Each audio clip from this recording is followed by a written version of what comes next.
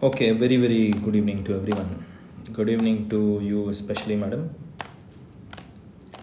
See, angular momentum, right?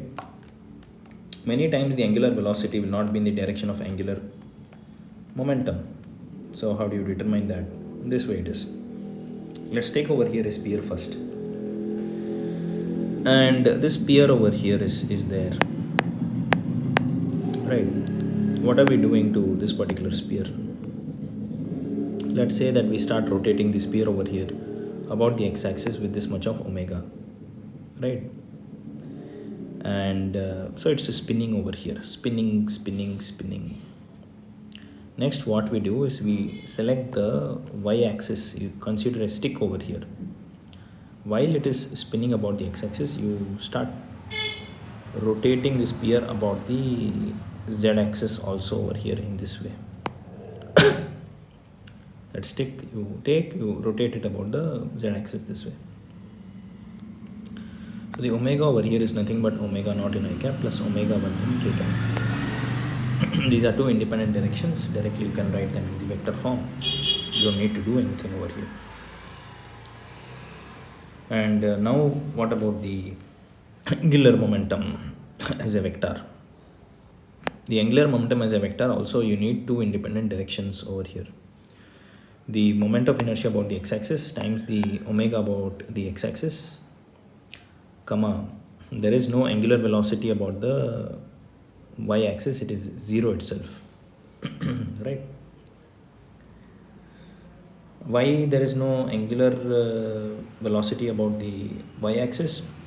The sphere is not rotating about the y-axis. You have only rotated about the z-axis, right? So omega in j cap is 0 in j cap. Then what you have? Then you have the moment of inertia about the z-axis multiplied by omega about the z. So substitute over here omega x as omega naught. Substitute over here omega z as omega 1. This will be the answer, where I is nothing but 2 by 5 mr square. We give the angular momentum over here. Standard result it is, right? One important point to note over here is that the resultant of these two omega is nothing but called as the instantaneous, is the line which passes through the resultant omega is also known as the instantaneous axis of rotation. So in this case, this omega, which is nothing but a sum of omega along the x-axis and the omega along the z-axis, that resultant over here is nothing but the omega, which is can be taken to be the omega of the object itself, right? And this axis is the instantaneous center. This axis is lying in the xz plane and it passes through the origin in this way over here, right? Okay, moving on to the next. Now let us consider over here the there is a disc over here. You can see the disc where it is. This is connected with the help of a very, very light rod to this hinge over here, right? The disc mass is given, the radius of the disc is given, and it is rolling on the ground. This data is given to us. Rolling on whom? Rolling on the ground itself, right? And which way it is rolling? This is coming towards you. The disc itself is rolling towards you over here at this instant. So this is nothing but the omega, which is omega x over here. This is the angular velocity over here of this disc about the x-axis. At this instant of time, we are taking the x-axis this way. And over here, the frame is such that the x-axis itself is going to rotate, right? So you can say that the omega over here is actually a omega relative to a fixed axis it is. Yes.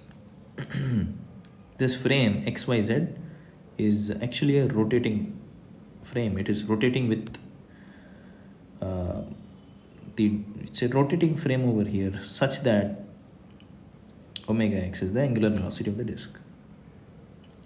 Now, what is the instantaneous axis of rotation? We need to find the resultant omega, right? Okay.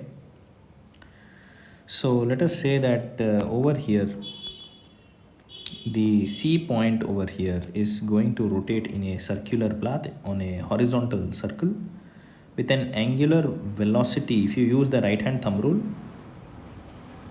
then this omega over here is nothing but going to point in the downward direction. This will be the omega vector this way it is, right? So therefore over here, now the point which is in contact with the ground, that point over here, it will have a velocity of 0, right? And the velocity of P is nothing but the velocity of P point with respect to the C point plus the velocity of the C point. Velocity of the point P with respect to the C point is nothing but as if there is an observer over here at this instant, and he is present on the axis of rotation of this disk. He is observing that particular point over here. He will see that this point P, it has a velocity along the cross. That means it is inward over here at this instant for this observer. And therefore, the velocity of P, we have written that as, with respect to C, it is cross, inward it is. Plus, what is the velocity of the C point? The C point over here is actually moving in this direction. Why? Because the disk is coming towards you. The C point is moving in a circle, is this way it is, right? So the C point's velocity is actually dot, it is, right? Towards, out of the plane, dot it is. And therefore, what is the velocity of the C point? Is nothing but omega cross r, that we are going to now use. Velocity of P with respect to C is omega x in I cap cross Cp, right? The vector joining the C point and the P point over here, right? And this omega is nothing but omega x. This is the x-axis this way. Omega cross r is the Cp vector, right? Plus, what is the velocity of the C point? The C point over here moving in a circle with an angular velocity of this omega y, right? This omega y is actually, we have normally when you write omega y, it should point along the y, right? It's actually not. Here omega y is the magnitude of omega and is pointing downward. Why? Because the C point is coming out. Using the right hand thumb rule, the thumb will point downwards if you use. For the C's horizontal circle, the motion that it takes, circle, it will be this way over here, right? So omega cross r, if you do, r over here will be from origin to that point's location, that is OC vector.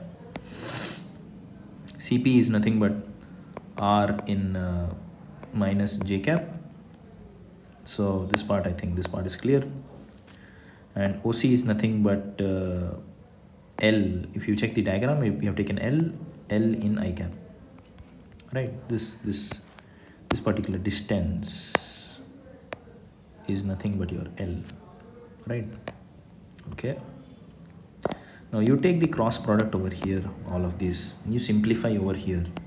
Once you simplify, you will be getting this kind of a result. Result is important. The result that we'll be getting over here. Omega y by omega x is r by L, which is tan alpha. Right. Now, what is the meaning of this? So, where is alpha over here? You just look at this particular triangle over here, right? This is L and this is R. R by L is nothing but this tan of the angle called alpha, right? Right. Now, we said earlier that omega is nothing but a vector sum of omega along x plus the omega along the y direction, right? It turns out that omega x, which is in this direction, and omega y is actually negative y direction. The vector sum of these two is such that it is in this way over here. So if you take the ratio of omega y and omega x, that is also coming out as tan of alpha, right? It means the resultant omega over here is nothing but lying along that line itself. This is the resultant omega, this one, this angle alpha. And therefore this is called as the instantaneous axis of rotation, this one, right? Very, very simple. Once you know that this is the instantaneous axis, and even otherwise, you can always write one equation. Omega is root of omega x square plus omega y square. This is true over here. Now you just write the angular momentum ix omega x plus iy. Omega y is actually in minus j cap here. That small correction. Correction, no, it's a symbolism that we have used. Right, omega y is the magnitude of the angular velocity along the y direction, and minus is for the minus j cap, right? So this is your ix, this is your omega x, this is your iy, this is your omega y. This is the unit vector over here. This part is clear, no doubts are there. Now ix over here is nothing but the moment of inertia of this disk about the x-axis. That value is half mr square. How will you calculate the moment of inertia about this axis, the y-axis? Use parallel axis theorem. Use parallel axis theorem, right? So if you use the parallel axis theorem, you will be getting about this axis, which is about the diameter. This one is 1 by 4 mr square plus mass into distance square. This is the axis that we were talking about. This is the iy over here, correct? Substitute, you get your answer. This is done. Let's do for the cone now. Let's do for the cone.